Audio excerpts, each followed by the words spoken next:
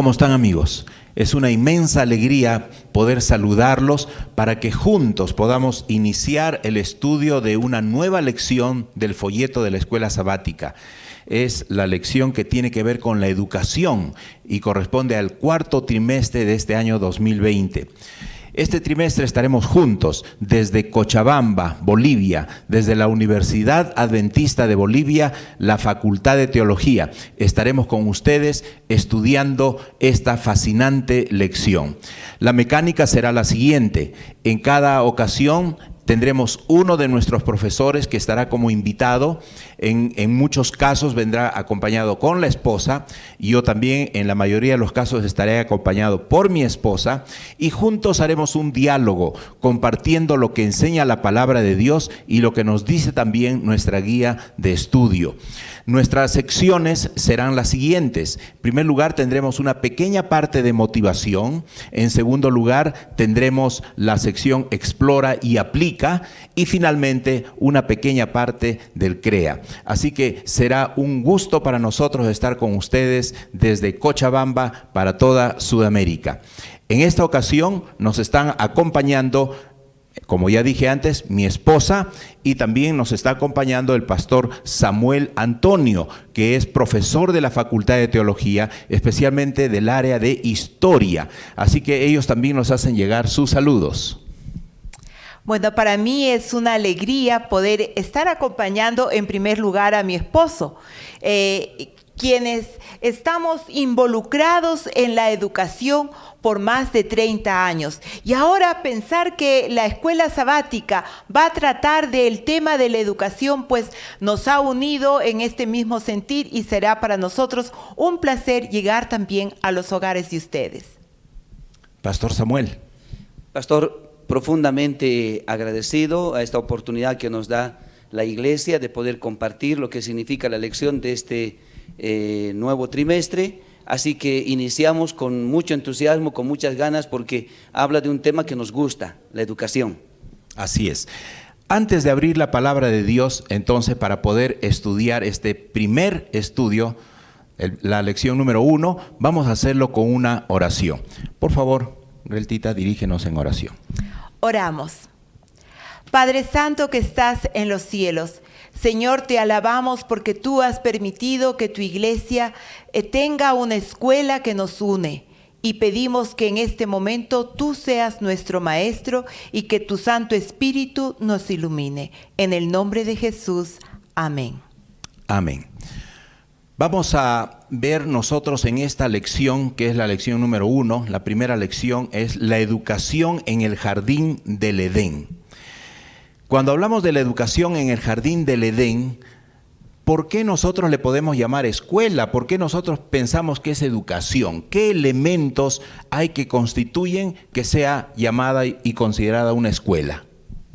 Cuando pensamos en la educación y en los elementos que hacen la educación, bueno, nosotros que estamos aquí en una universidad, para nosotros es fácil comprender sobre estos elementos.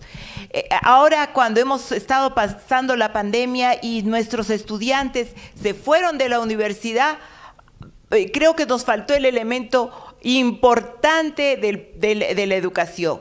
Necesitamos estudiantes, necesitamos del maestro, necesitamos del ambiente y necesitamos que enseñar el contenido.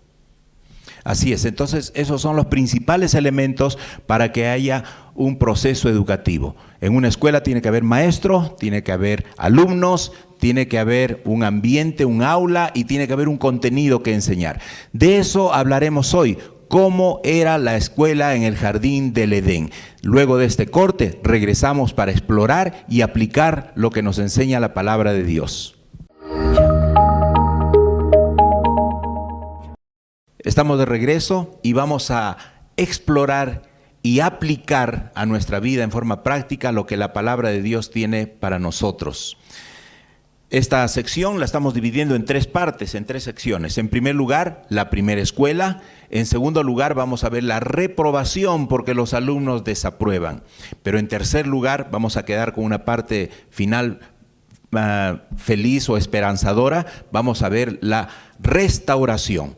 porque Dios da oportunidad a sus hijos. Vamos a ver la primera sección, la primera escuela. Pastor Samuel, ¿cuál fue el propósito de Dios al crear al hombre y ponerlo en el jardín del Edén? Bueno, es realmente maravillosa la manera como la palabra del Señor nos presenta en Génesis capítulo 1 y Génesis capítulo 2, describiendo allí cómo fue la vivencia de Adán y Eva antes del pecado, ¿no? Y allí podemos observar en la palabra del Señor, en algunos pasajes bíblicos vamos a leer, allí en Génesis capítulo 2, versículo 9, dice la palabra del Señor: e hizo Jehová Dios nacer de la tierra todo árbol delicioso a la vista y bueno para comer, también el árbol de la vida en medio del huerto, y el árbol del conocimiento del bien y del mal. El versículo 15 señala lo siguiente: tomó pues Jehová Dios al hombre y lo puso en el huerto del Edén, para que lo labrara y lo cuidara. No eran las únicas actividades que tenían allí, indudablemente, Adán y Eva en el jardín del Edén. Era la primera escuela, Dios mismo era el primer maestro, el medio ambiente era el aula, sí. Y además tenemos allí como los primeros estudiantes a nuestros primeros padres, Adán y Eva. Y había un libro de estudio, la naturaleza. Y cuando miramos allí lo que Elena G. de White nos describe acerca de esta escuela del Edén, encontramos que Adán y Eva tuvieron que trabajar y activar bastante en los estudios, ¿no? Tuvieron que estudiar, por ejemplo, el tema de las flores, los árboles, las piedras, los animales, realizar un trabajo de taxonomía allí con los animales. Realmente es espectacular la vivencia, el trabajo que ellos tuvieron. Así, yo creo que el propósito principal, pastor, para que estuvieran allí en el jardín del Edén Adán y Eva, fue que ellos pudiesen cuidar, labrar, conservar y cuidar de una familia que gozara y disfrutara de una comunión estrecha y directa con el Señor. Ok, entonces comunión con Dios, sí, comunión entre ellos mismos, cierto, y responsabilidades. Exactamente. ¿Verdad? Tener responsabilidades. No había ociosos en el jardín del Edén. En el jardín del Edén no había ociosos como ahora, ¿no?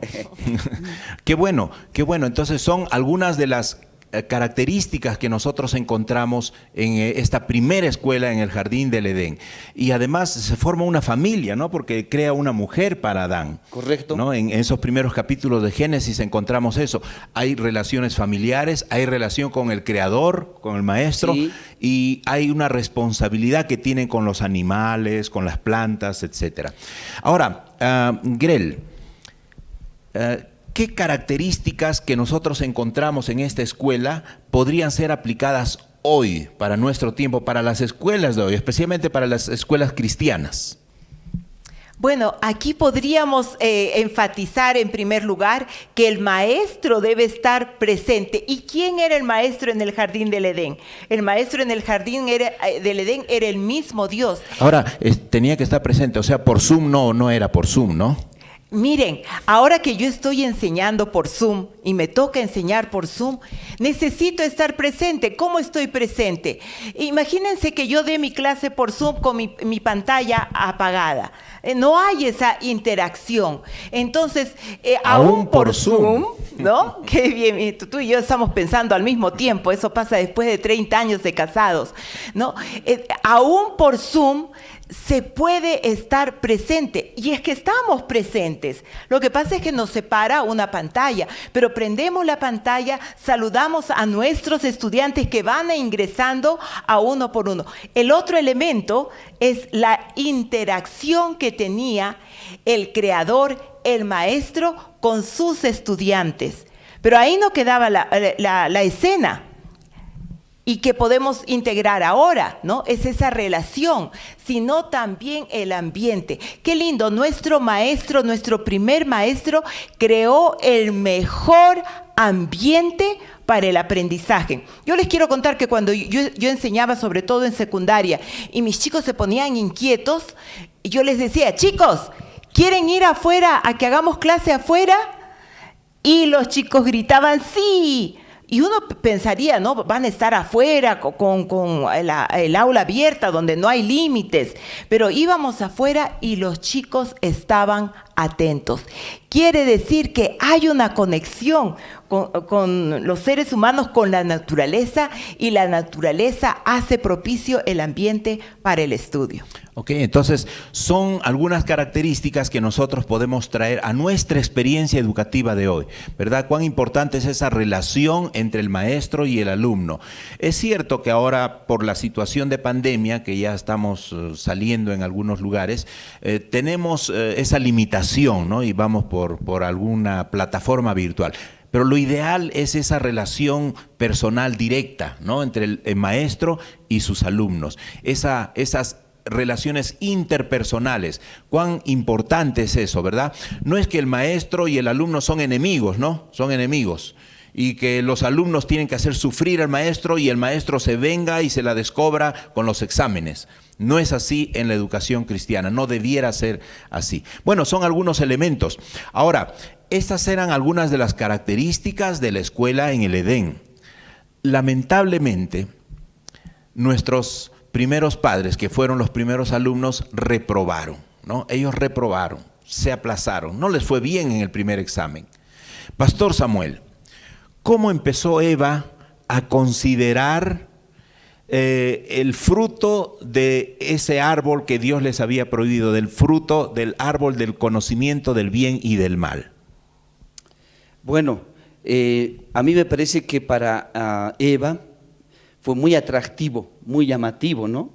El árbol, y de manera progresiva fue cediendo.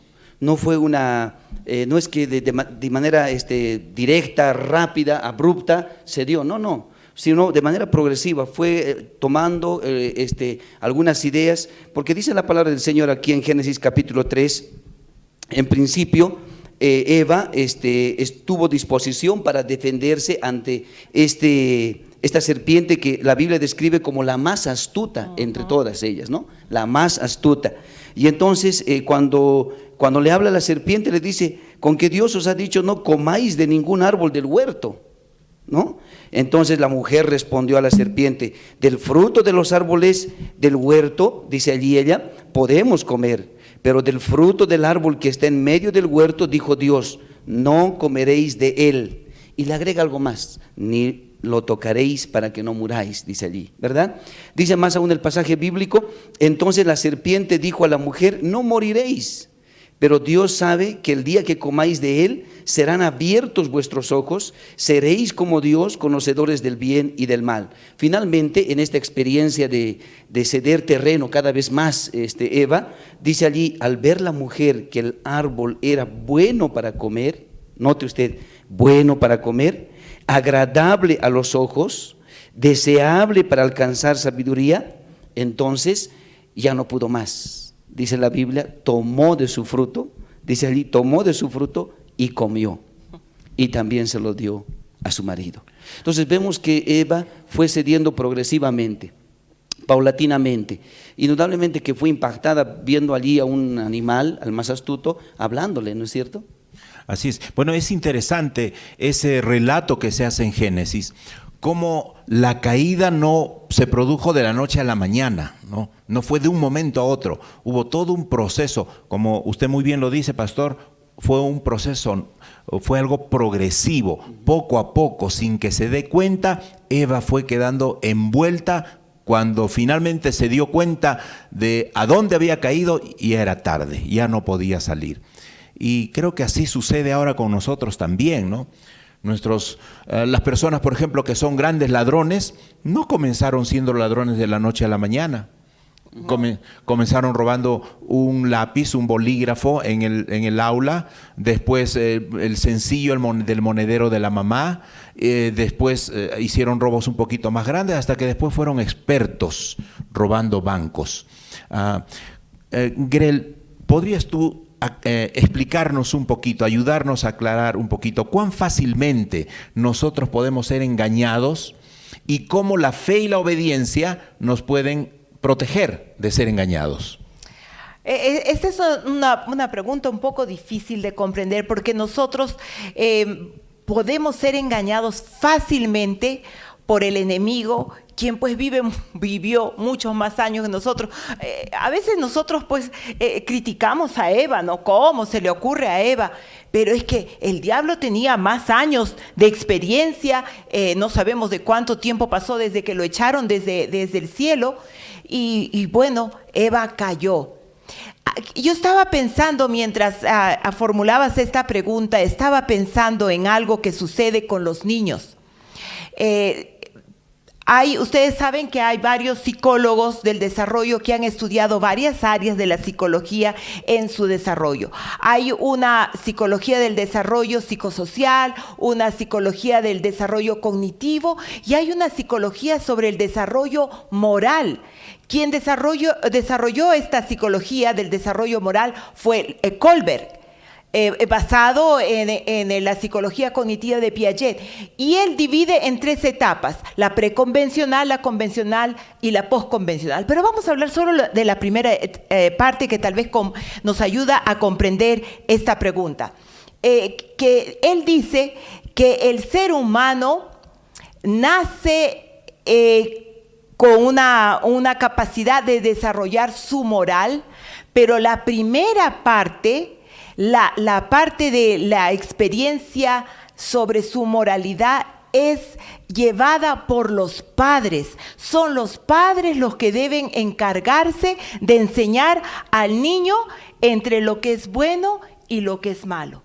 Y el niño va aprendiendo por una conexión de amor con su padre, va aprendiendo, pero su moralidad todavía está en desarrollo. Y esto coincide mucho con lo que Elena de White dice. Elena de White dice que hay que enseñar al niño a obedecer antes que aprenda a razonar. Y de acuerdo a este desarrollo de Kohlberg, el niño aprende a razonar alrededor de los 3 años. Quiere decir entonces que una primera protección, un primer cuadro que nos va a ayudar a protegernos de ser engañados es la obediencia. Cuando los niños, cuando les enseñamos a nuestros hijos, a nuestros alumnos a obedecer, entonces les estamos poniendo una barrera de protección frente al engaño. Exactamente. Y por eso es que los padres debemos tener en cuenta cuán importante es desarrollar la obediencia en los primeros años de vida. Pero esta obediencia tiene que ser con amor, porque así el niño va a poder aplicar la fe, creer en los padres, que lo que los padres dicen es por su propio bien. Ok, y ahora, ¿y qué pasa? ¿Qué pasa cuando uno no entiende algunas cosas, ¿no? Hay algunas cosas que el niño o el estudiante o el joven inclusive, porque en la educación tenemos todas las edades, tenemos niños del nivel primario, adolescentes del nivel secundario, jovencitos en la universidad, a veces no entienden algunas cosas. Y cuando no entienden algunas cosas, entonces, ¿cómo ellos van a obedecer para que sean protegidos? Si no entienden exactamente todo el razonamiento o racionalmente no tienen todos los argumentos, ¿qué nos ayuda allí? Como maestra yo les podría decir algo, de la misma relación que hacen los padres con sus hijos cuando son pequeños, que es el amor, ¿no? Y les enseñan, pero primero los niños tienen que aprender a confiar. Eso es un elemento importante, la confianza. Cuando tú confías en alguien, le das la creencia de lo que tú tienes en tu corazón. Entonces, si hay amor, esto produce confianza y por lo tanto produce también la obediencia. Entonces los maestros debemos tener esto muy presente, que el amor, la confianza van a producir una obediencia. Así es. Muy bien. Qué importante entonces es la fe y la obediencia como barreras de protección. Y si a nuestros hijos les enseñamos desde pequeñitos que tienen que obedecer a los padres, aun cuando no entiendan todo, ¿no? ¿Y por qué lo tengo que hacer, no? ¿Por qué lo tengo que hacer? ¿Por qué tengo que tender mi cama si en la noche otra vez me voy a acostar, ¿no? Cuando uno aprende a obedecer y por fe obedece a sus padres, les estamos enseñando y dando las bases desde pequeños para que también la fe y la obediencia, cuando estén más grandes y en otros niveles, también sean protegidos del engaño. ¿verdad? Bien, vamos a pasar a la tercera sección. Y bueno, nuestros primeros padres, los primeros alumnos, reprobaron, no aprobaron el examen, pero el Señor da otra oportunidad y el Señor trabaja ahora para la restauración. En algunos colegios, en algunas universidades le llaman segunda instancia, examen de aplazados. Bueno, tiene diferentes terminologías, pero eso da la oportunidad, la posibilidad de que pueda volver a tener la oportunidad para aprobar en esta ocasión. La tercera sección tiene que ver con la restauración. Vamos a hablar ahora de la restauración. Pastor Samuel, luego del pecado, luego que entró el pecado a través de Adán y Eva, por medio de la serpiente, ¿el propósito de la educación siguió siendo el mismo o tuvo algunas modificaciones? ¿El currículo, la competencia, el objetivo principal de la educación cambió en algo? Cambió totalmente. Todo el ambiente se vio trastornado por causa del pecado. Recordemos que afectó a la naturaleza, afectó al hombre, afectó totalmente. Entonces ahora la educación que tenía unos objetivos antes de la caída cambiaría a otros objetivos después de la caída. Y el objetivo principal en educación, estimados amigos que nos escuchan, es la redención. Ese hombre que estaba caído, ese hombre que estaba perdido, esa naturaleza, ese medio ambiente que estaba prácticamente desconectado de esa comunión directa con el Creador, ahora debía ser redimida. Así el propósito principal en adelante, después de la caída, sería la redención del hombre. Ok, entonces aquí hay otro gran objetivo para la educación cristiana, ¿no? Y ese otro gran objetivo entonces ahora es la redención. Correcto. Que antes no había necesidad, ahora hay necesidad. Bueno, así también ahora el currículo va cambiando, ¿no? Se va modificando de acuerdo a la época también, ¿no? Ahora, pastor, ya que el propósito se modifica, ¿no? No se anula lo anterior, pero tal vez se enriquece un poco más. ¿Cuáles son los frutos o resultados que se espera de una educación para la redención?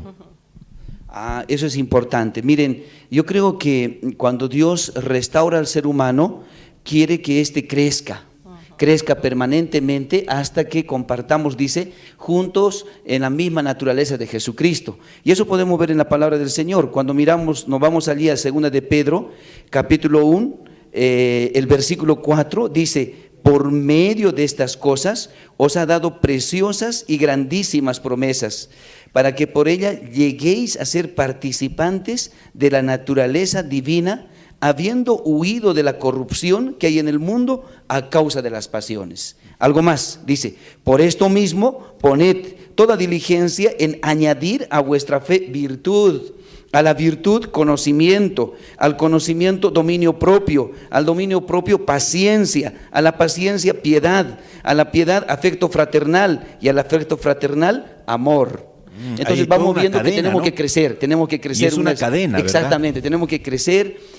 Dios desea restaurar al hombre y que crezca y que desarrolle, dice, hasta ser participantes de la naturaleza divina. O sea, la meta ahora es llegar a ser partícipes de la naturaleza divina. Y hay una serie de eslabones en el camino, ¿no?, de por medio. Correcto. Y eso es lo que se espera, son los frutos, podríamos decir que esos son los frutos a corto, mediano y largo alcance de nuestro crecimiento permanente. Ok, muy bien, qué interesante, ¿no? El Señor ahora para nuestra restauración nos va como poniendo metas alcanzables, ¿verdad? A lo largo del camino, para que al final lleguemos a alcanzar la competencia final, que es ser partícipes de la naturaleza divina. Ahora, es bueno conocer, ¿no? Es bueno saber, es bueno aprender. Adán y Eva en particular también quería conocer, también quería saber, quería aprender. ¿Todo conocimiento es bueno o hay conocimientos malos? Estoy pensando en este momento, mi madre también es maestra y ella creó dos caracteres, dos personajes para enseñarnos lo que es bueno y lo que es malo. En casa vivíamos con estos personajes. Uno se llamaba Bertoldo y el otro se llamaba Bertoldino. Así que mi madre, para enseñarnos lo que es bueno y lo que es malo, nos contaba de estos dos hermanos. Y ella inventaba, obviamente, historias, pero bueno, nosotros como niños creíamos que eran dos personajes reales. Bertoldo hacía todo lo correcto. Y bueno, y nosotros como niños queríamos imitar a Bertoldo. Y Bertoldino hacía todo lo incorrecto. Así que, miren, qué interesante. Mi madre no nos propició que tengamos malas experiencias, pero a través de la experiencia de Bertoldino, que todo le iba mal, por ejemplo, Bertoldino dejaba sus tareas para el final de la noche, ¿no? Y en la mañana se levantaba y a veces le pasaba alguna cosa y llegaba a la escuela sin las tareas. En cambio, Bertoldo hacía las tareas en la tarde. No tenemos que probar lo malo para saber de qué se trata lo malo.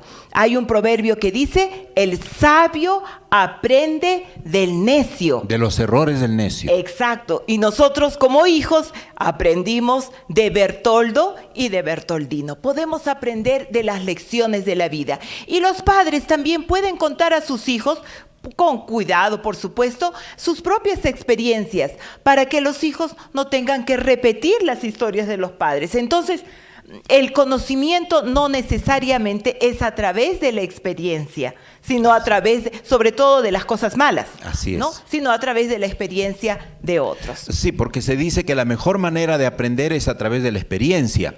Pero hay algunos conocimientos que no necesitamos experimentar. Por ejemplo, no necesitamos probar drogas, ¿no? No necesitamos probar drogas para recién saber y decir, oh, sí, las drogas son malas, ¿no? Recomiendo que no consuman drogas. No, si uno ve que otros consumen drogas y les va mal, pues ¿para qué yo voy a experimentar o querer experimentar? Si yo veo que alguien se da de un cabezazo en la cabeza y se rompe la cabeza, ¿para qué sería necio que yo diga, a ver, voy a ver si es cierto y me voy a dar un cabezazo también, ¿no? Tener relaciones prematrimoniales, ¿no? Veo que les va mal a las personas que practican, ¿por qué yo voy a querer experimentarlo a ver si es cierto, ¿no?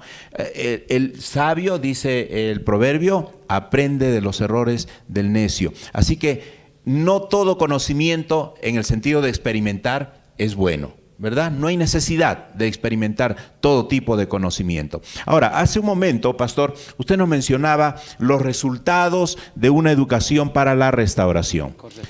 Ahora vamos al revés, ¿no? Basándonos en Bertoldo y Bertoldino, vamos por Bertoldino ahora.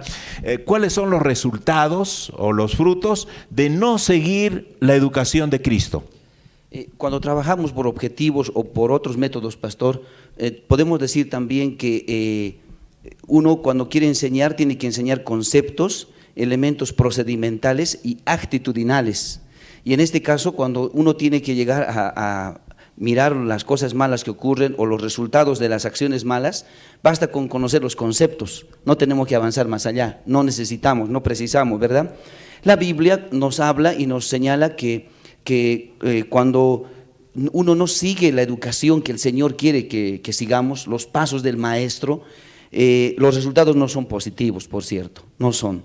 Aquí en 2 de Pedro, capítulo 2, versículo 2, dice allí, y muchos seguirán su libertinaje, y por causa de ellos el camino de la verdad será blasfemado. Llevados por avaricia, harán mercadería de vosotros con palabras fingidas. Sobre los tales ya hace tiempo la condenación los amenaza y la perdición los espera. Más aún, describe allí en el versículo 12, esos hombres, hablando mal de cosas que no entienden, como animales irracionales, nacidos para presa y destrucción, perecerán en su propia perdición, recibiendo la recompensa de su injusticia, ya que tienen por delicia el gozar de deleites cada día. Estos son inmundicias y manchas, quienes aún mientras comen con vosotros se recrean en sus errores. Y va describiendo más aún, dice allí, tienen los ojos llenos de adulterio, no se sacian de pecar, seducen a las almas inconstantes, tienen el corazón habituado a la codicia y son hijos de maldición. Qué tristeza, ¿no? O sea, es decir, un contraste de lo que… Exactamente. De la educación para la redención. Correcto, correcto. Pastor, vemos hoy los resultados de de gente que ha estado siguiendo estos pasos de, por un lado, de la educación del maestro, de manera positiva, crecimiento, participantes de la naturaleza divina. Pero cuando uno se va al otro lado, a la vereda del frente, los resultados son catastróficos. Así es. Qué tristeza entonces es no seguir la educación para la redención, la educación que Cristo da. Y saben, las escuelas, los colegios, las universidades adventistas tratan en lo posible, no son perfectas por supuesto, pero en lo posible apuntan a eso, una educación para la redención, porque el lema de la educación cristiana, de la educación adventista es educar es redimir, ¿no? Ese es el lema. Así que padres que nos están escuchando, envíen a sus hijos, busquen una escuela, un colegio, una universidad adventista, la más cercana o la más lejana, como quieran estar en relación con sus hijos. Envíen ahí a sus hijos para garantizar, por lo menos en gran medida, una educación saludable para ellos. Bien, ahora hemos hablado y hemos dicho que la obediencia y la fe son elementos importantes, ¿no? Importantísimos en la educación cristiana. Debiéramos esta enseñanza, esta lección de la obediencia, también trasladarla, cuando enseñamos a nuestros hijos o a nuestros estudiantes, debiéramos también trasladarla hacia obediencia hacia las autoridades, hacia los líderes de la iglesia, del país.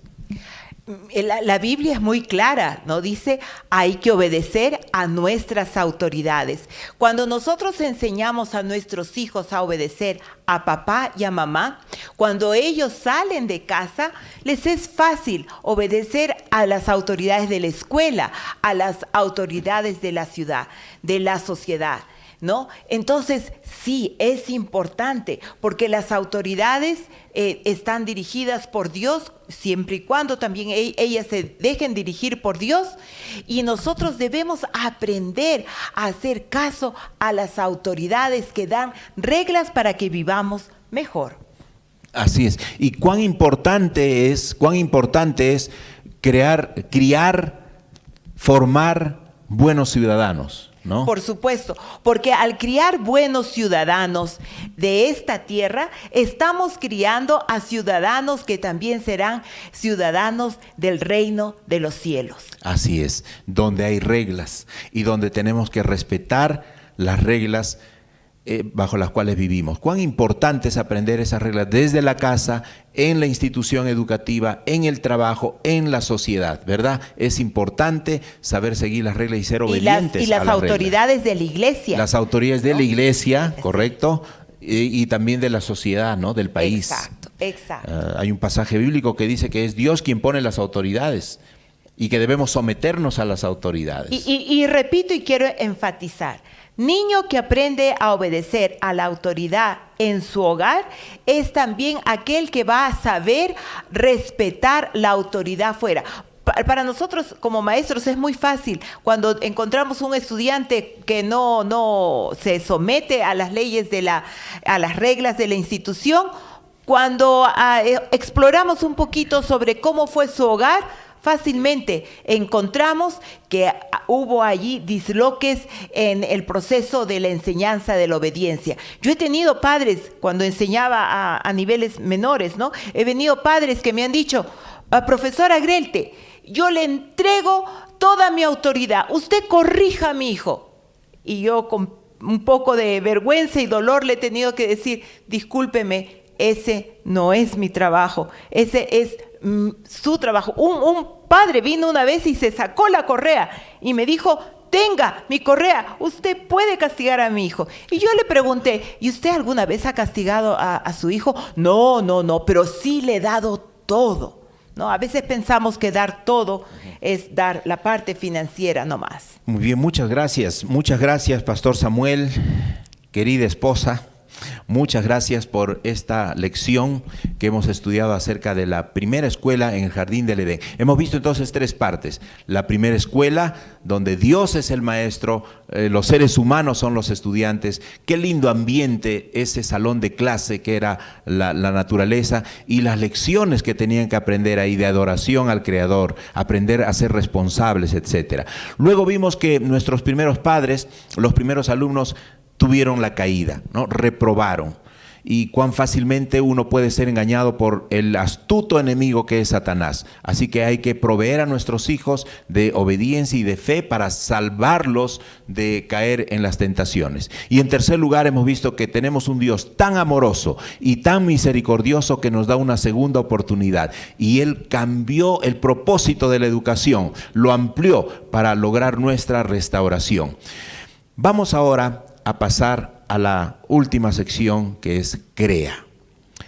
Y aquí nosotros vamos a tratar de dar una tarea para la casa, tarea para los padres, ¿ok? Hablando de autoridad, porque estabas hablando acerca de la autoridad. ¿Qué tipo de autoridad debieran ejercer los padres y maestros en la educación de sus hijos y sus estudiantes? Bueno, Diana Baumritt, ella distinguió cuatro, porque primero comenzó con 3, después terminó en 4. 4 tipos de paternidad: la autoritaria, la autoritativa, la negligente y la permisiva. No vamos a dar una charla sobre este tipo de paternidad, pero me quisiera quedar con el tipo de paternidad autoritativa. ¿Quién es un padre autoritativo? Es aquel padre que en primer lugar ama a sus hijos y todo lo que hace por sus hijos lo hace por amor. Y muchas veces en la parte de enseñanza a nuestros hijos, el saber decirles no también es porque los amamos, porque los queremos. El padre autoritativo es aquel que pone reglas, pero reglas que son justas, basadas en la palabra de Dios, ¿no? Y que por el ejemplo enseña a sus hijos qué es lo correcto. Y saben, si nosotros ponemos a contemplar a nuestro Señor Dios como maestro, eso es lo que Él hizo, porque Dios, hecho carne, en Jesús, cuando vivió en la tierra, enseñó a través del precepto y el ejemplo, y nos dijo, sígueme, ejemplo les doy, y síganme lo que yo he hecho. Eso es lo que el maestro, padre o maestro del aula, debe llegar a tener: poder vivir lo que enseña. Ok, muchísimas gracias. Qué hermosa lección nos enseña el repaso de esta semana, ¿verdad? Acerca de la educación cristiana y de la primera escuela en el Edén. Vamos a tratar de aplicar estos principios en nuestros hogares. Hoy nos vamos a despedir y lo vamos a hacer con una oración. Pastor Samuel. Vamos a elevar una plegaria, por favor. Querido Dios y buen Padre, gracias por mostrarnos aquella escuela original, aquella escuela del Edén, que fue realmente una muestra de tu amor, de tu misericordia para tus hijos, de darles lo mejor a ellos.